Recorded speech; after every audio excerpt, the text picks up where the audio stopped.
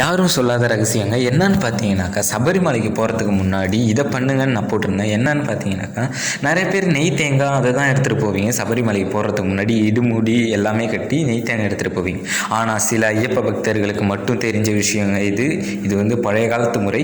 ஐயப்பன் வந்து பிறந்த அப்போ ஒரு குச்சிக்கு மேலே தான் படுத்திருந்தாது. அது என்னன்னு பார்த்தீங்கன்னாக்கா, ஸ்ரீவள்ளி மரக்குச்சி தாங்க இதுதாங்க இது யாருக்குமே தெரியாது. ஆனால் சிலர் மட்டும் ரகசியம் தெரிஞ்சவங்க மட்டும் இந்த குச்சியை எடுத்துகிட்டு போய் ஐயப்பனை வணங்கிட்டு வராங்க. இந்த குச்சி சபரிமலை போகிறவங்க மட்டும்தான் எடுத்துகிட்டு போகணுன்னு இல்லை, இது வந்து ஐயப்பனை வசப்படுத்துகிற ஒரு மாந்திரிக முறை. ஏன்னாக்கா இது வந்து குச்சி வந்து ஐயப்பன் படுத்திருந்த ஒரு மரம். இது வந்து சில இடங்களில் மட்டும்தான் இருக்கும், அதுவும் காட்டுப்பகுதியில். இது வந்து ரகசியங்கள் தெரிஞ்சவங்க மட்டும் இதை எடுத்துகிட்டு போகிறாங்க. இது எடுத்துகிட்டு போனால் என்ன ஆகும்?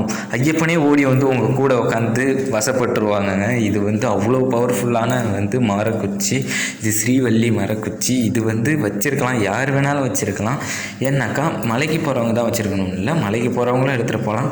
ஆனால் மலைக்கு போகிறதுக்கு முன்னாடி இதை வச்சுருந்தீங்கன்னாக்கா ஐயப்பன் ஓடி வந்து உங்கள் கூட நின்று என்ன வேணாலும் அள்ளி தந்துடுவாருங்க. இது ரொம்ப யாரும் சொல்லாத ரகசியம். இந்த ரகசியத்தை யாரும் தெரிஞ்சுக்கூடாதுன்னு நிறைய பேர் மறைச்சிருக்காங்க. இது நான் உங்களுக்கு தெரியணுன்றதுக்காக நான் மாந்திரிகன் நான் சொல்கிறேன்.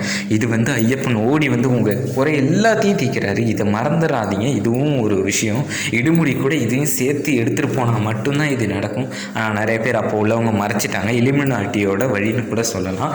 இது வந்து மாந்திரிக முறைன்னு இல்லைங்க, இது ஐயப்பனோட வசப்படுத்துகிற ஒரு மூலிகை. வேணும்னா கான்டாக்ட் பண்ணுங்கள், உங்களுக்கு பே பண்ணி வாங்கிக்கலாம். இது ரொம்ப அபூர்வம்.